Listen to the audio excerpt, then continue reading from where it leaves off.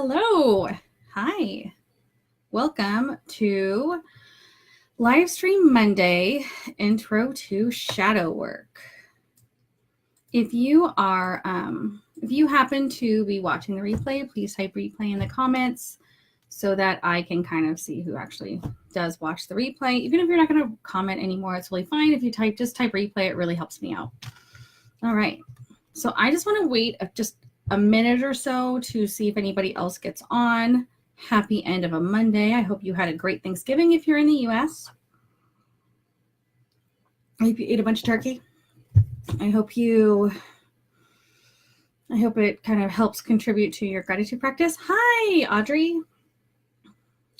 I hope you're doing well. Say hi. Say hi, everybody. When you come in, say hi. So let's talk about shadow work. So I chose this topic. If you watched my live stream last week, hi, Katie. Say hello when you come in so that I know that you are here. Because if you're not my actual friend on Facebook, the Facebook fairies don't tell me that you're here. Rude. Okay. Let me make sure. I need to turn my fan on real quick because when I have my door shut, it gets warm in here. Doesn't matter how cold it is outside. All right, so the reason I wanted to talk about shadow work, if you caught last week's live stream Monday, I spoke about deepening into the dark time of the year and how the dark time of the year is really good for inner work, introspection, and then transforming your path or transforming your life. Those are really good things to do during this dark winter time of the year. And one of those things that is really good to do is shadow work. So before I start talking about shadow work, what it is, etc., if you are hoping to learn about shadow work and fix what's wrong and be done with your shadow work at some point, that is probably not what is going to happen, at least not anytime soon. There's always going to be new things that are popping up to explore. Shadow work is not a destination. People say the idea is to integrate your shadow and then you'll be the most evolved person in the world, I guess. I don't know. But it's definitely not a destination. It is more of a journey. So don't think you're just going to be like, I identified and integrated my shadow. The end. That's not how it works. Hi, Heather. So that is one thing I want to touch on. The second thing I want to touch on is, before we start, is when you're doing shadow work, you need to come at it as a witness, not a judge. So what that means is when it's very introspective, it's very self-questioning, it's very thinking about what makes you you and self-exploration. Now, if you're coming at this judging yourself already, then that is not a good place to be. Scooter, stop it. So you need to be in a place where you're able to kind of be an analytical person and not a judgmental person for yourself. Now, this might mean that it might not be a good idea to do shadow work. If you are in a place where kind of exploring your feelings and exploring your self and your motives, if that is going to make you go into a downward spiral, if you have really bad depression and it's not treated in any way, or if you have really bad anxiety and it's not treated in any way, shadow work might not be right for you right now. Because sometimes the self-introspection and exploration can really trigger some things deep inside of us, and some of it is good. Some of it needs triggered and shaped loose or whatever. But if you're not in an emotional space where you'll be able to handle it, it might be better to wait until you are. So again, you're going to get Scooter. What a brat. At least he finally listened to me, right? Hi, Liz. He stopped. I've been licking his paws a lot. So it's really important that you come at this work as a witness and not a judge. So when I'm talking about what you're doing, hi Amanda, what you're doing and how you're seeing things and your feelings, if you would want to come at this as a witness and not judging yourself oh, it's terrible that I feel shame around blah blah blah, I'm a terrible person. That's not what this is for. This is more oh, I feel shame around this, let's figure out why. So just putting that out there before we start. So let's just start with, how do you know if you might have unreclaimed shadow? If you might have some challenges that might be shadow that needs to be worked on. Are you struggling to overcome bad patterns, negative patterns, or bad habits? Do you feel like you're constantly a victim? Might you have some problem with boundaries, like either may not be able to set them and keep them, or maybe you just have a lot of boundaries. You have too many boundaries, and people might say you put up a lot of walls. Do you find yourself self-sabotaging yourself? I think I said self like 6 times in that sentence. Do you find yourself overworking yourself and filling up time? Are you overly concerned about how you are perceived by other people? Or do you sometimes have weird negative feelings that you don't quite understand? Hi, Ting. So those are some things that might like show that you might need to do some shadow work. And I feel like almost all of us probably have at least one of those things. So let's talk about what shadow is. Hi, Raquel. Yeah, full house. Everybody needs the shadow work. Okay. So what is shadow? Shadow is a part of yourself that you don't identify with or you reject. I'm going to go ahead and say that again.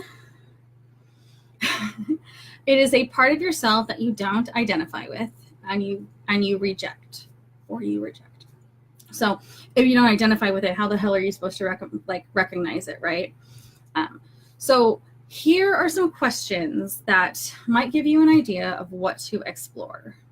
And I do have some notes because I do want to make sure that I don't forget to say anything. So don't mind me if I'm like looking a little bit away from the camera.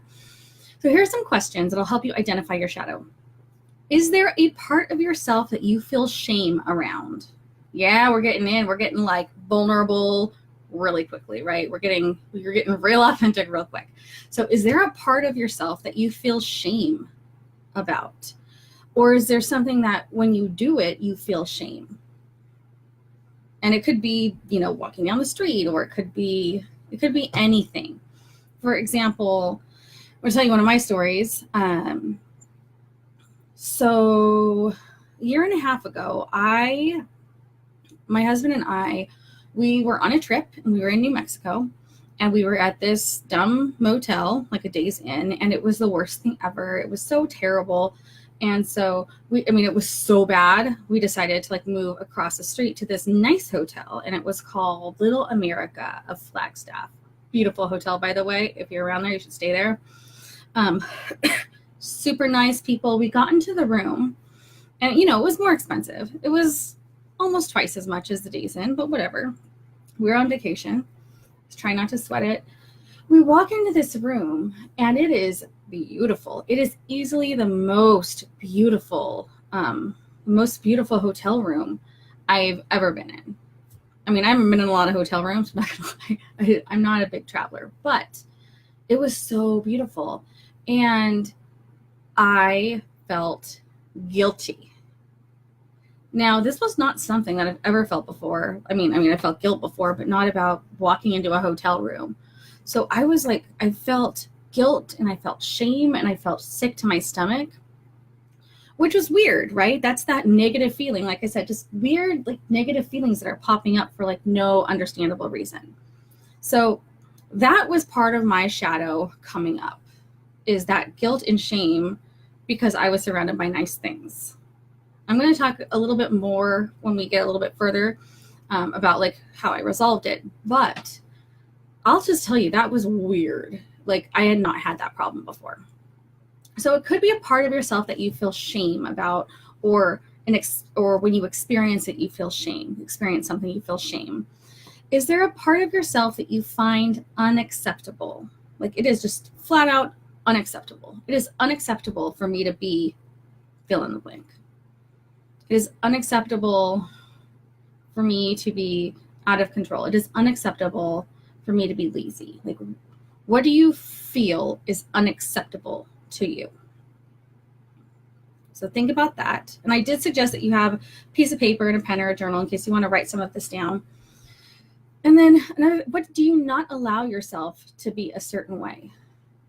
So what are you not allowed to be? Like, I'm not allowed to be lazy. I'm not allowed to make mistakes. I'm not allowed to act a certain way or wear a certain thing. What are you not allowed to do? Okay. So another way, this is the final way. So far we've got, what do you feel shame around? What part of yourself do you find unacceptable? What do you not allow yourself to do or not allow yourself to be? And here, if you're not resonating with any of these things, you're like, oh, this is fine. I don't have any shadows so far. I'm good. And that might be true. I don't know. I don't know your life.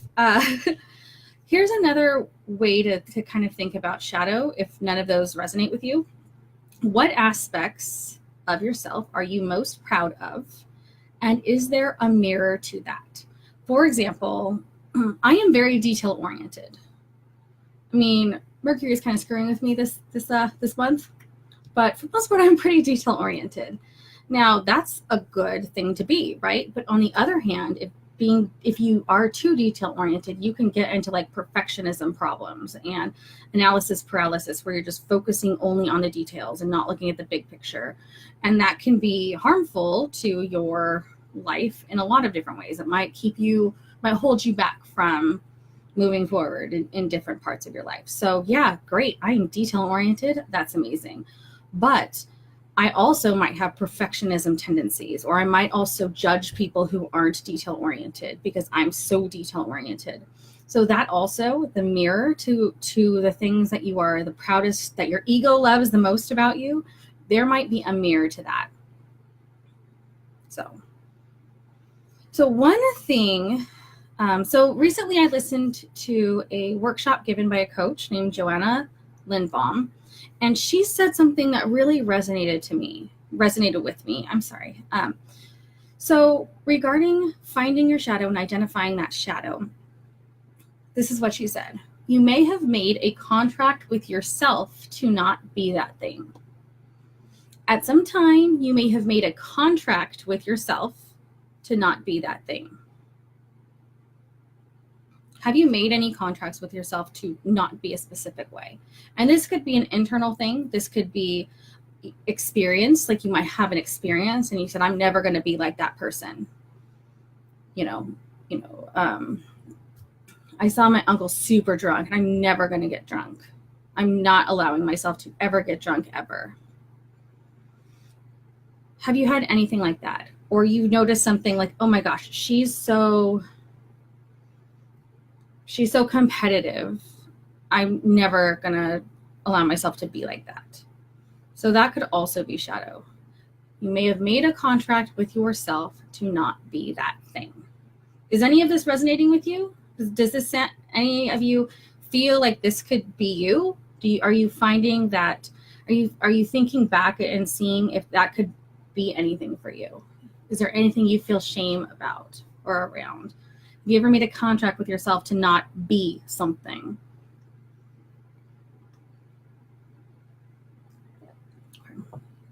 So those are a couple ways to identify some shadow, identify places in your life where shadow might be. Okay. So what do we do with shadow? We reject it.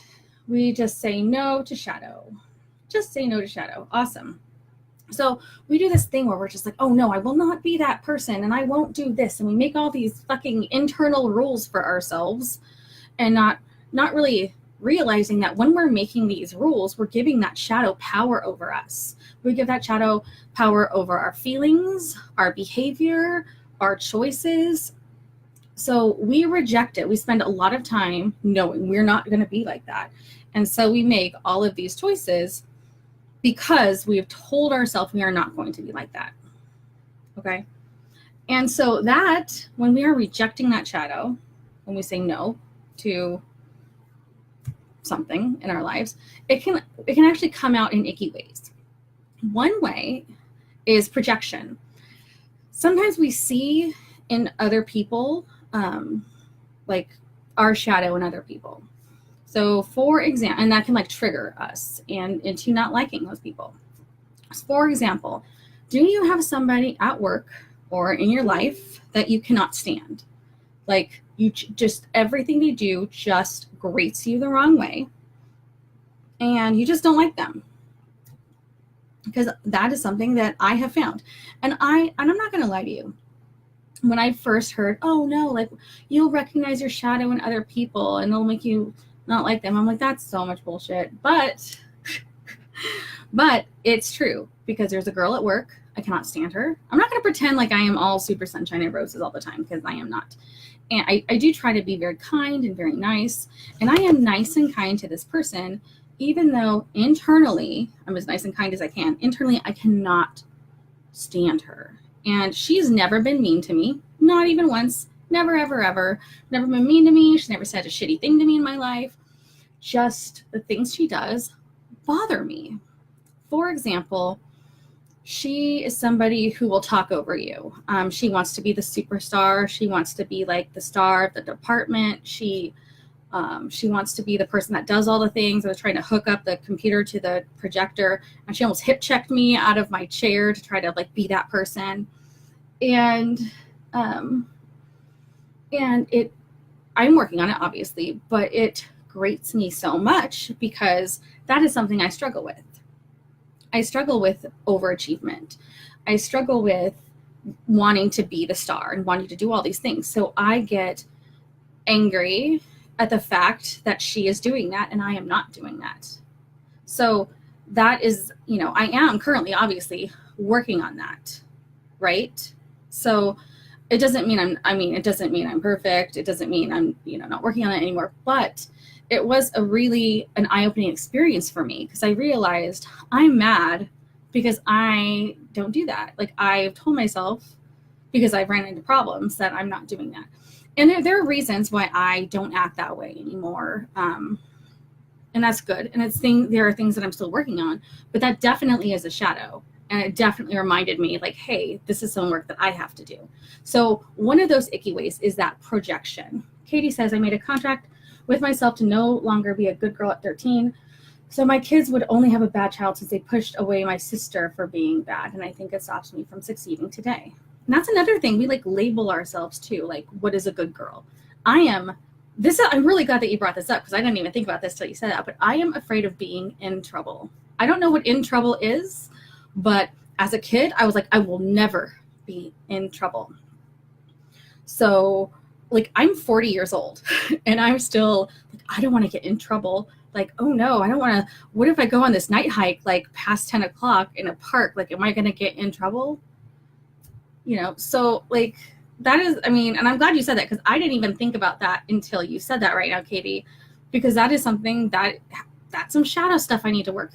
Why am I afraid of being in trouble? Like, what is trouble? Like, what is that? How do we define that? Like, and I'll talk about that in a second, but that is a really good one, I have to say. Another icky way it can come out is self-sabotage. Do you find yourself sabotaging your own happiness or success? Sometimes we can see our own self-sabotage and sometimes we can't. That's why it's called self-sabotage. Sometimes we need our friends or our loved ones to point that out. Like, so for example, I'm going to give you a couple examples. Say there's a guy and he's hitting on me and he's so cute and he's so nice. And, we've been talking online and he asks me out and I say no. Like, he's great. We would make a great match, but still I just say no. It's not because I have an intuition or like a bad feeling. I just say no because like, I just say no. It's scary. I don't like it. No. Or for example, it can influence your business. Like, let's just say, a speaking opportunity is given to me and I say no. And this again is something I actually struggle with. Like, I struggle with like doing things that are scary, right? So I'm self-sabotaging myself by saying no to things that I could say yes, where there is no really reason to say no. And that is self-sabotage. Like, you can be self-sabotaging your life, and in many different ways. Those are just a couple of examples. A third way that this can kind of manifest in your life is by like turning this energy kind of gets turned inside out and like put onto others. So if one of your shadows is like competitiveness, you might find yourself wanting to steal ideas. Or if you tend to kind of be in the victim mentality a lot, you might find yourself feeling the need to guilt trip people to make yourself feel better or make yourself feel in control. If you have control problems, if you feel like you need to control everything, the way that might project onto people is you might feel the need to manipulate people. And not even in a mean way, not like I'm going to manipulate you to do my bidding, not in that way at all, but just like controlling all of the situations. And if you're if you're like a master manipulator, then that's not good, because you are while you're trying to control all of this, you're kind of trying to take those other people's like control and choices away from them to do what you want, because you're afraid of not being able to control everything, right? So that is another way that it could come up. You might like lash out in anger if anger is one of your shadows, or if you have boundary issues, you might find yourself being really resentful toward people. So those are some ways that you might find that it's manifesting. Okay, so it's not all bad, right? Like, shadows likely empowered you or protected you in some way. Otherwise, you wouldn't be cool with like rejecting it still. For example, like, like if you are saying no, like, oh, that guy's perfect for me, but I'm self-sabotaging and I'm saying no. Like you might have been doing that for years, and yeah, you are maybe sabotaging your happiness, but at least your heart's protected. So your shadow might be empowering you. You might feel like I'm making choices and I'm protecting my heart. Until when? Like, so, or it could be empowering you in different ways. So for example, earlier I mentioned the mirror side to what you're proudest about, right? Like I'm detail oriented, but I might be like overly nitpicky and perfectionist and expect things from other people, right? So there's also a mirror side to your shadow as well, right? So for example, if I have some like resentment, like, I don't want anybody cooking in my kitchen. This is my kitchen. You guys just mess it up. And I'm just really resentful. I have a lot of resentment about people in my space cooking. And I'm just like, get out of my space. And that's a shadow thing that I need to work on, because that's anger and resentment that is affecting my life. And it might be empowering me in the way like, cool, nobody else is cooking, so I am learning how to cook more things, and I am feeling better about myself because I'm feeding my family. So like, it might be like protecting me and empowering me, but still like there's still some like problems underneath that. Okay, is this still kind of resonating with you guys at all? Because like, we don't want our shadows to fuck up our own vibe, but it can kind of be worse when it's messing with like your family and your relationships. So let's talk about, how do we explore the shadow? So we've talked about identifying it. We've talked about kind of how it can manifest in our lives. Let's talk about, yes, good, awesome, how we explore the shadow. So there are a couple different ways. I'm going to tell you there are two ways that I'm really going to cover today. And the first way is a way that you can really dive deep in. It's kind of like coaching. It's like self-coaching. But I'm going to tell you about it. Is the simplest thing ever. If anybody has ever been to a coach, it might sound familiar to you. But literally, like I said before, come out as a witness, not as a judge. Be curious and ask yourself questions. The end, like, because you're a witness, it's like asking your best friend. If your best friend's going to ask you questions. So for example, earlier I mentioned that I had a lot of guilt and shame around having a nice hotel room. So I'm not going to pretend, might cry talking about this, but this was not easy. And shadow work is not easy. Like, so I'm on vacation. My husband's now taking a nap. He's down for a nap. He's down for a nap like he's a baby. He's down for a nap. And and I am unable to, like, I have so much guilt. Like, I couldn't function well. Like, I was not doing well at all in this situation. I was not enjoying myself at all. I felt terrible. I physically felt sick, right?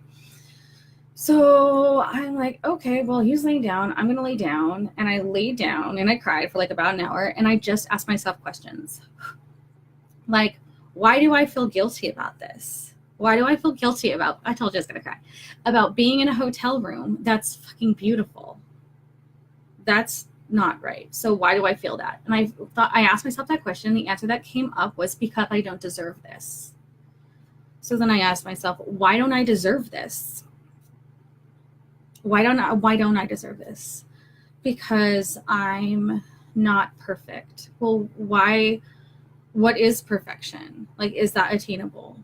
No, it's not really attainable. Then why do you feel like you need to be a perfectionist? Because maybe I'm not doing enough.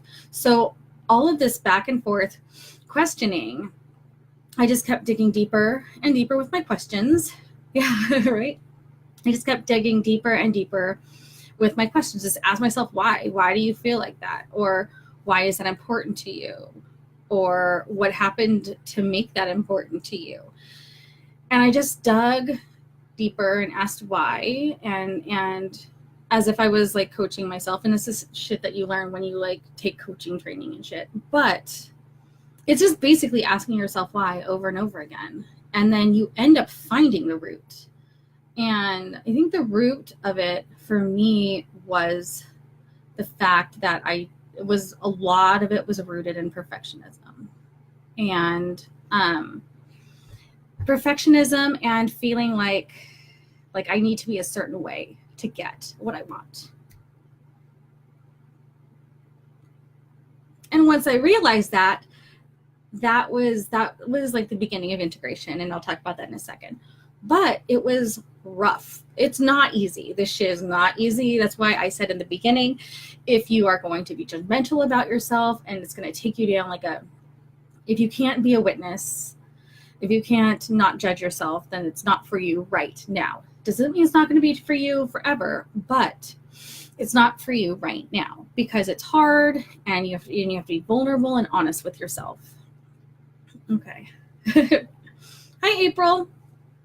So we've talked about all of that. Besides the asking questions of yourself, there's another exercise that if that isn't working for you, or if you're still like struggling with, I don't know what shadow I have, there's a timeline exercise that you can do. So in this exercise, you get a piece of paper and you draw a horizontal line. And then you just kind of begin to create a timeline of important events in your life. Start out with the big events that have changed you, positive and negative. This is hard as shit, guys. You gotta be honest. Honest. And it's rough. Like, oh, I was sexually assaulted at 16. Maybe that could have something to do with why I have so much shadow around intimacy or whatever. So, the negative and the positive big events. And then you can fill in some smaller details. And when you start to feel an emotion that feels out of place, or typically like negative emotion, you can take some time to like contemplate your timeline and see if you can drill down using those events and that timeline to find the root of that emotion. So for example, okay, right, like we're not worthy, exactly. So for example, if I have some intimacy issues and like I have like an assault in my past, like, so when I'm feeling negative about intimacy, I can start asking myself, like, why do you feel negative? What are you afraid of? That person can no longer hurt you. What else are you afraid of? Okay, well, this person loves you. Okay, what else are you afraid of? So you can go back to that self-questioning and asking yourself things until you it's like when you throw all your necklaces in a drawer and they all get wound up And you like tease them out like one by one. Okay, here's this necklace. Let me ask all these questions. Okay, here's this necklace. All right, here's the ball, still a ball. Let me ask all these questions. Oh, here's another necklace. So you are basically, you're like, I know people say like you're drilling down to find the root, but really it's kind of like you're teasing apart some, like a giant tangle, because it's not as easy. It's not always as easy like, oh, here's all the questions. But like I just said, it could be like, okay, well, you know that this is not true. So what else? And this is the way that this is. And you know that. So what else? So a lot of it can be examined with self-questioning. All right. Unlovable if we're not perfect, right? So we just ask ourselves. So if we're like, okay, I'm not perfect. And just me saying that makes my stomach hurt a little bit, because I have a lot of shadow stuff around perfectionism. Which is why, like, when I accidentally posted that post about this in a different group, I was like, like it made me feel like I failed the world. Like, obviously I still have some stuff to work on, but knowing that is like the first step. I know that I have stuff to work on, and I can ask myself, you know, why did that bother you so much? You know, what are my actual realistic expectations of myself? Why do I feel like other people are expecting me to be perfect? Is it reasonable? So once you start thinking about that sort of thing and do a lot of self-exploration, you're able to kind of identify that shadow and identify that root. That's how we explore the shadow. Okay? Exactly, peeling, like you're peeling away like all the layers of an onion. Okay, what is that to get to like that bulb that you could replant? And it's wintertime, so you could replant that bulb and it will sprout in the spring, bringing it all back to that deepening into the dark part of the year thing. But yeah, it's like you're peeling an orange or peeling something, and it takes a while, and it's not easy. If it's like, I like the onion, you cry as you're peeling your onion. But also these tears that you're having, like, they weren't sad tears, they were like cathartic tears. Like, I am acknowledging every part of me right now. And that is so important, because we spend so much time pushing that shit away. We spend a lot of time like trying to fit into society's bullshit idea of what it is to be a good woman or a successful person, or whatever bullshit society is trying to shove down our throats today. So when we get the freaking ovaries, when we ovary up and start to really accept all of the parts of ourselves, all of the experiences that have made us who we are, and we understand that, and we start digging, once we understand that, when we find the roots, that's when we can really start, that's when the healing starts. And a lot of people like to say integration. So people talk about, oh, then we integrate the shadow. And to me, that was really confusing to me when I first started learning about shadow work. Like, I've really only gotten into shadow work, honestly, the past couple years. I've been like, I've been a little bit self-aware for a good long time. But the idea of like really delving in and accepting these parts of myself as parts of myself, and why, integration. So, sorry, I'm getting a little off track right now. But when I first started learning about shadow work, it was like, identify the parts of yourself that you hate and like integrate them back into your life. And I was like, but I'm an asshole. Why do I want to like be like, it's not okay to be an asshole? So how am I integrating that into my life? That was my biggest confusion. Like, so I'm super a dick around these things. I should just be like, cool, I'm a dick. Like, that was really hard for me to like get my head around, because it's obviously wrong. But there aren't a whole lot of resources on shadow work, and everybody's going to gives these weird, vague things, not actual practical advice on like, this is how you do it. It's like, oh, just blah. So I'm like, what the fuck is integration? How am I supposed to integrate my shadow? And so to me, integration means it can be like as easy as understanding and acceptance. Like, once you understand and accept yourself, just as you are. Like, for example, like that hotel room shame. Once I figured out the root, and I cried for an hour, like that feeling of guilt and shame passed. And and it had been hours like of feeling terrible. And literally it was like a cloud, like my dark cloud, or like a weight lifted off of me, literally. And I could enjoy that. It was like I felt like I was a normal person, enjoying and being excited about this beautiful hotel room, because I felt no guilt about it anymore. I had no shame about it anymore. I realized that I had unreasonable expectations of myself, and that's why I felt all of that guilt and shame. So that is, to me, that is what integration can feel like. Integration, I'm an asshole, right? Fuck. I don't want to, trying to not be an asshole. That's why I'm doing my shadow work. Right, Alexandria? I get it. But for other people, it might be different. I think when we start integrating, once we find out the root, that's really when we can take action. And sometimes just that finding the root, okay, I have unreasonable expectations of myself. So now what do I do when I start feeling like I have these unreasonable expectations? I can say to myself, okay, that is an unreasonable expectation. Let's think of something else. Let's figure out an actual reasonable expectation, or I can question myself again, and that allows me to start to be my best self. Same thing. So for example, if the root of my anger, let's use the like the kitchen thing, like, oh, I get so mad when people use my kitchen.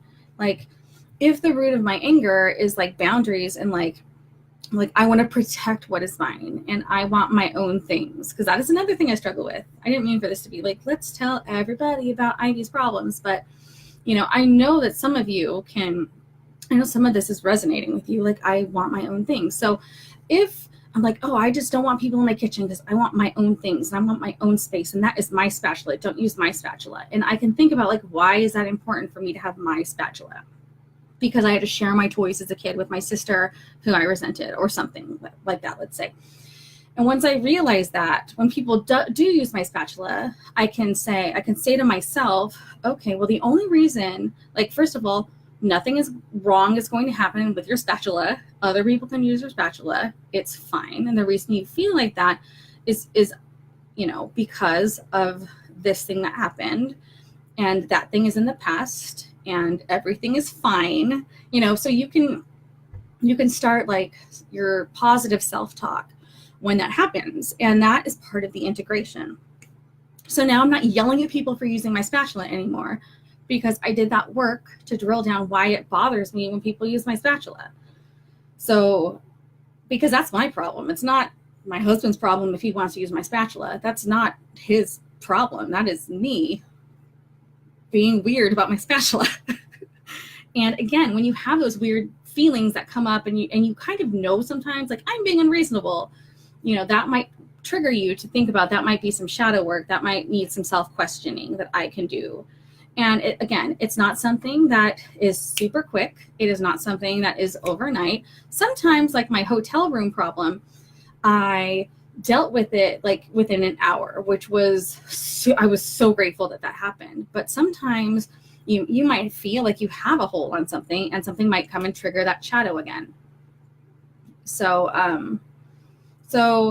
you might think that everything's fine and you're integrated, but you might find that trigger again. I might be pissed when my husband dares to use my spatula. And again, like I said at the beginning, it is a destination. It is it is not a destination. It is a process, and it is a journey, right?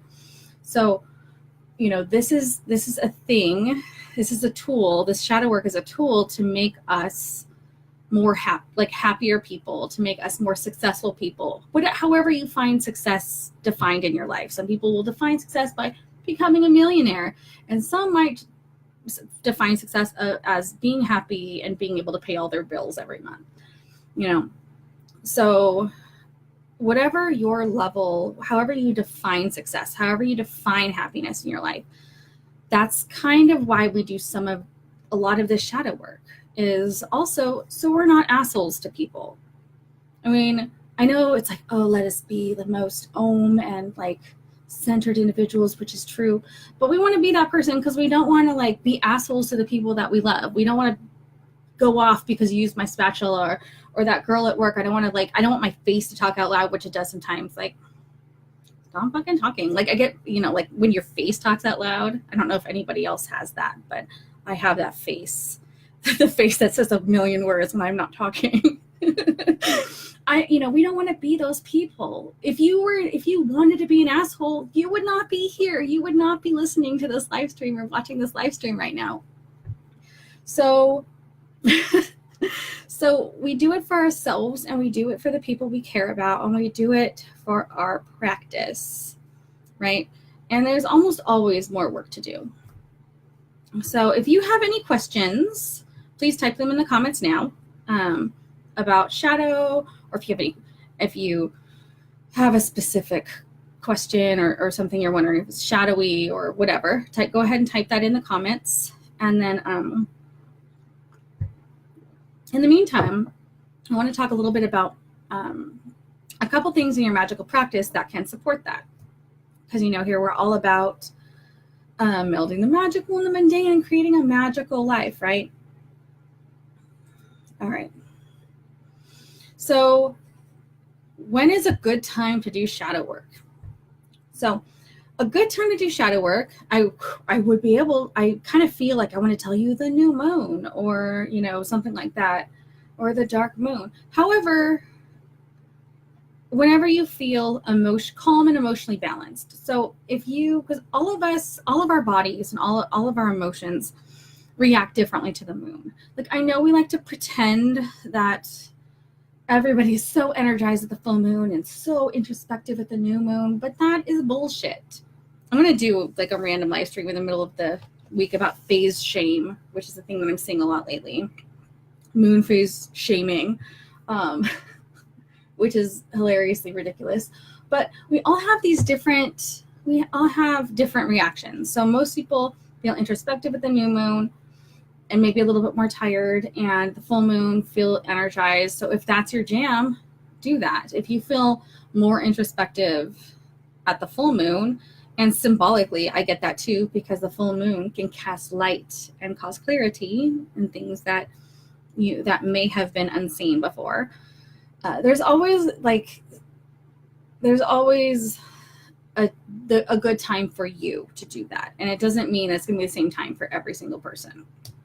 Just saying, because a lot of people tend to think everybody reacts the same to every moon phase. But the most important thing is when you feel calm and emotionally balanced. Again, because we're witnessing and we're not judging ourselves. And then I also wanted to talk a little bit about maybe some catalysts, like some crystals. If you have a tea that makes you feel calm, like chamomile, or an oil like lavender, whatever makes you feel calm is perfect, because this is hard work and it's going to be emotional work, and it's good to come from a place of calm. For crystals, because I know a lot of us like the pretty things. A lot of us like the pretty. These are just the ones they have like right here. I love crystals. They are beautiful and they're an amazing reminder of a great positive spiritual path. So when I was thinking about crystals to recommend with shadow work, I thought about crystals for like love or for balance is really what I was thinking originally. But I realized that a lot of people talk about crystals for balance, and they assume you're on like the negative side, right? So it's like rose quartz for self-love, and blah, blah, blah for confidence, and lithium quartz to make sure you're not anxious, and lepidolite so you're not depressed, and all of those things. So a lot of those crystals that are for balance are really to help balance you out if you're having some negative things. So I don't really feel like those general like balancing crystals are great, because you are doing some like deep introspective work and it's not all pretty, like I don't want to be depressed. No, like it might get dark before you see the light at the end of the tunnel. So lithium quartz and lepidolite and all the things to keep you light and happy are not kind of what you need. So my suggestion is to look into crystals that are related to healing and grounding, because with work like this, it is healing work. You are healing yourself. You're healing yourself through your own stories. And to do that, the best way that you can do that is to stay grounded.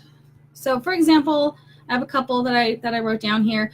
Amethyst and rose quartz are good for like self-love and for healing. Prehnite with epidote, that is a good healing stone. It's a little bit more difficult to find than your regular like amethyst and rose quartz, but it is out there. If you have one, it's a good time to bring that out. Like if you have a master healer crystal or something like that, that would be a good time to bring that out. Crystals that are good for grounding, like hematite, tiger's eye or tiger iron. It's like your heavier crystals might be helpful. Topaz or citrine as well. A lot of this work, like when you do this work, this is a suggestion to you. So when you start doing this work and you're questioning yourself, just quickly, don't get distracted, but quickly take note where in your body you're feeling this energy.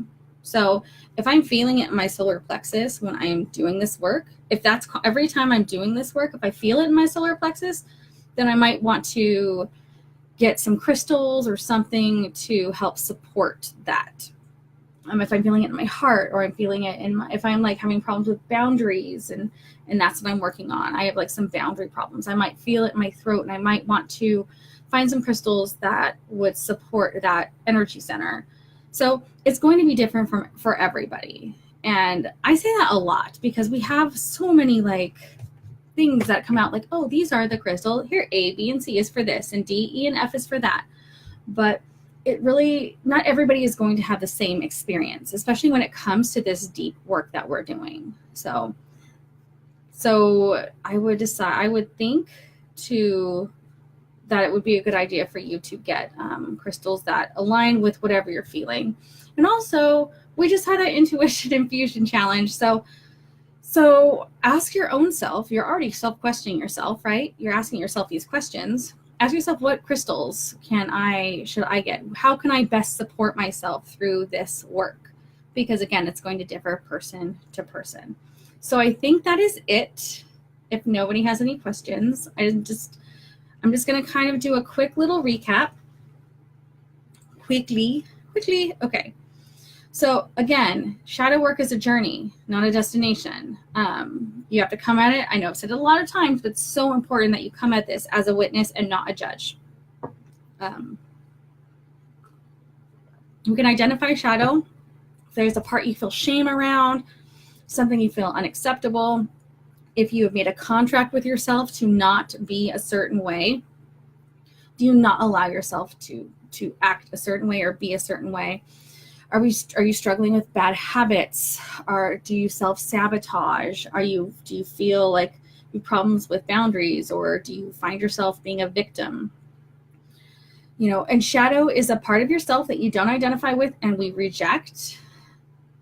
And when we do that, it gives that shadow power over our feelings and our behavior. And that's why it's important to do this work, because it can come out in icky ways, like projection. We can be triggered by people that have that same shadow that we've told ourselves we can't be, but that person's doing it, and it makes us angry, we're mad or resentful. Again, it might be through self-sabotage. It could be through turning that shadow energy onto others. It's not always bad, because at some point it protected you or empowered you in some way. Otherwise, you wouldn't keep rejecting that shadow work. And sometimes there's a mirror side to your shadow. We integrate this, we explore this and begin to integrate this by asking ourselves why, asking ourselves questions, coming at this from a curious witness standpoint. Why do I feel like this? Okay, well, why do I feel guilty? Because I don't deserve this. Why don't I deserve this? Because of this. Why about this? Because of this. So you're just asking yourself questions so you can get down to the root. And once you're down to the root, you might feel better. Either you will feel better, or you will feel more empowered and ready to have that self-talk that you have to have in order to move forward. Like, I have unreasonable expectations of myself. So when that like activates for me, then I can go ahead and remind myself that is an unreasonable expectation, and that's how we grow. And then it might be easy, it might not be easy. You might think you're done, but you're not really done. And that's just how it goes. So I feel really, whew, I cried. But what do I mean by mirror to your shadow? Okay. So for example, when we're talking about unreclaimed shadow, like how do we identify our shadow? One of the ways is if we're really proud of ourselves for something, there could be a mirror to that. So if I use the example, I'm detail oriented, but on the flip side, that could mean I'm nitpicky. I expect everybody else to be detail oriented. So there is a mirror there, right? So that is one way to kind of identify where you might have some shadow problems. And if we flip it around, when the mirror side of your shadow can probably have helped, empowered, or protected you at some point. So for example, if I am nitpicky and I do have those unreasonable expectations, that allows me to be very detail oriented, and that might have made me better at my job. But that doesn't mean that like that negative shadow isn't there. It just means the mirror of that might have helped me. Or for example, hold on. Or for example, if I'm really mad at people messing up I don't want anybody in my kitchen because I want all the things to myself. I don't want people messing it up. I want it to be like how I want it to be because I'm kind of controlling. The mirror to that, it might have empowered me. If I'm scooting everybody out of the kitchen, I am going to be empowered to cook more and do better things and make more things in that kitchen. So that is the mirror to that. So there could be positives to your shadow, but that doesn't mean you don't need to work on that shadow. I can still keep that empowerment. I can still continue to cook and do all of the things, but maybe I need to explore why I'm so resentful about people being in my kitchen. I hope that makes some sense. You're welcome. All right, so that's it for this Monday. I can't remember what is next week. I think it might be altars or crystals. I think it's one of those two things, I think. But next week we will, same time, same page, we will have another live stream Monday. So I feel like when I was creating this, I felt like this is like a really powerful stream. So I'm really, really, really glad that you're able to watch it, whether it's live or if you're watching a replay. That's amazing also. So I really think that this is a great way, a great tool to growth, and a great way to kind of really drop into our own selves and become ready to accept ourselves fully as we actually are, and not just the bullshit that society tells us or whatever. So it's some very strong, empowering work. So I wish you all the best, and I will talk to you guys later. See you. Bye.